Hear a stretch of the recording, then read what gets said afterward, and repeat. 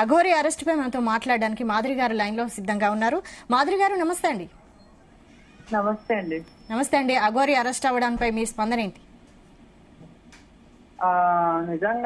నిజంగానే అయింటే నిజంగా చాలా హ్యాపీగా ఫీల్ అవుతానండి. హలో చెప్పండి మాధురి గారు, వింటున్నాను, చెప్పండి. నేనైతే ఏం కాదండి, చాలా మంది హ్యాపీగా ఫీల్ అవుతారండి. ఎందుకంటే వీడికి చేసిన అంత ఇంత కాదు, తెలంగాణలో గాని ఏపీలో గాని వచ్చి రచ్చ చేసి చెప్పండి రకరకాలుగా చేసి రచ్చ చేసి జనాల నమ్మించి నమ్మండి, మేలుకోండి, మనమే ఉండాలి, మనమే బతకాలి అని ఎన్నెన్నో చెప్పి ఈ రోజు మాయ మాటలు చెప్పి అమ్మాయిలను తీసుకెళ్లి ఇప్పుడేమో వాడు అక్కడ ఎక్కడో ఉన్నాడు.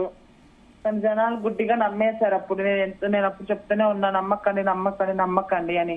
కానీ ఈ రోజు మాత్రం జనాలు ప్రతి ఒక్కరు స్పందిస్తున్నారండి. ప్రతి ఒక్కరు వారిని అరెస్ట్ చేయాలి. ఇంకెంతమంది జీవితాలు నాశనం చేస్తారు, వీరిని చూసుకొని 10 మంది దొంగ భావాలు పుట్టుకొని వస్తారు అని చాలా మంది అంటున్నారు. మేమైతే మా పోరాటం అయితే ఒకటే అండి, ఇలాంటి వాళ్ళని తొందరగా అరెస్ట్ చేసి న్యాయం చేయాలి. ఎందుకంటే ఇంకొక దొంగ బాబు పుట్టుకోక రాకూడదు అనేది మా ఆశ అనమాట.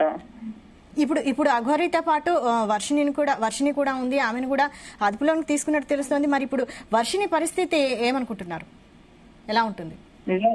ఏమన్నా ఈ అస్తహంలో వచ్చింది చెయ్యి ఉంటే తప్పకుండా ఆమె కూడా అరెస్ట్ చేసే అవకాశం ఉంది.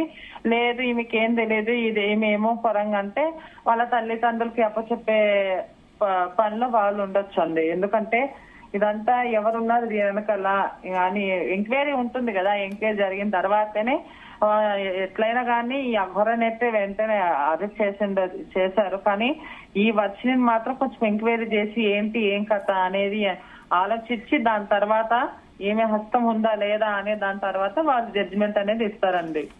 రైట్, థ్యాంక్ యూ మాధురి గారు.